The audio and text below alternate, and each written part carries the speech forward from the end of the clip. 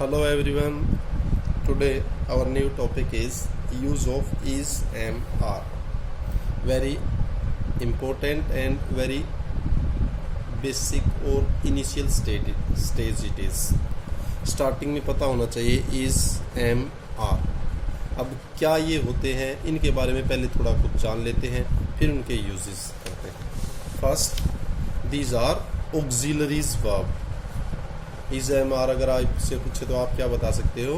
Auxiliaries verb है. उसके बाद इनको हेल्पिंग वर्ब्स भी कहा जाता है. ऑक्सिलरीज और helping verb they are same, they help the main verb, so they are called auxiliaries verb और हेल्पिंग वर्ब. अब पता लग गया is am are auxiliary verb है या हेल्पिंग वर्ब्स हैं.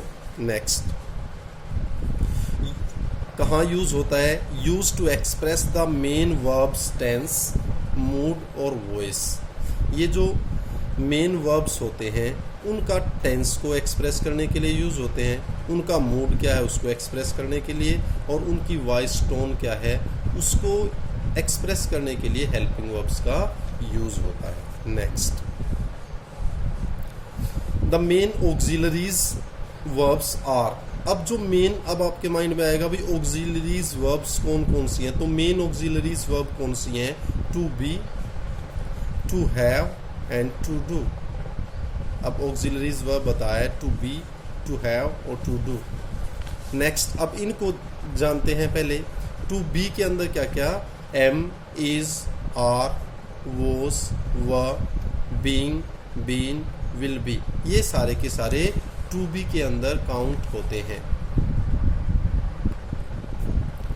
अब नेक्स्ट था टू हैव. टू हैव के अंदर has, have, had, having, will have. और थर्ड हमने जो ऑक्सिलरीज वर्ब को डिवाइड किया था टू डू. टू डू के अंदर डू, डिड और will do.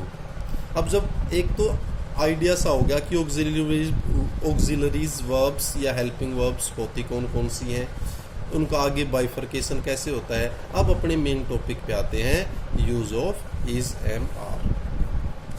Now our topic, use of is am are as main verb. जब वर्ब दी हुई है तो ये हेल्पिंग वर्ब का काम करती है, लेकिन कुछ सेंटेंसेस ऐसे होते हैं जहाँ मेन वर्ब नहीं होती है. तो जहाँ मेन वर्ब नहीं है तो यही मेन वर्ब का काम भी करती हैं.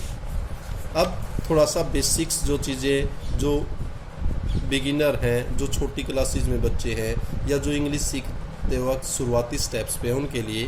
अब इज़, हिंदी से इसको थोड़ा अगर कनेक्ट करते तो है, आप हिंदी बना देते हैं उसकी. This, that, he, she, it और सिंगुलर नाउन. सिंगुलर नाउन का मतलब किसी भी व्यक्ति का नाम, जैसे राम कह दिया, किसी बच्चे का नाम रवि है, सविता है, लड़की, इस तरह. तो अगर दिस, दैट आपका जो सब्जेक्ट है, ही, सी, इट या किसी का नाम है तो इज आप लगाएंगे. अगर ऑक्सिलरीज जो हेल्पिंग वर्ब है या मेन वर्ब आर है तो आर के साथ दीज, दोज, यू, वी, दे और प्लूरल नाउन. प्लूरल नाउन का मतलब एक से ज़्यादा नाम, जैसे राम एंड श्याम कह दिया आपने, सीता एंड गीता कह दिया, तो एक से ज़्यादा है तो प्लूरल नाउन. तो अब आपको पता लग गया कि आर किसके साथ? दीज, दोज, यू, वी, दे, या अगर बहुवचन है उसके साथ आप आर लगाएंगे. फिर आपका बच जाता है एम. एम आई के साथ ही यूज़ होएगा. अब आपको पता लग गया कि ये जो हेल्पिंग वर्ब्स हैं इज, आर, एम किसके साथ लगेंगी, कैसे लगेंगी. अब इसका एक जो रूल होता है, एक पैटर्न होता है, अब उसके ओर चलते हैं.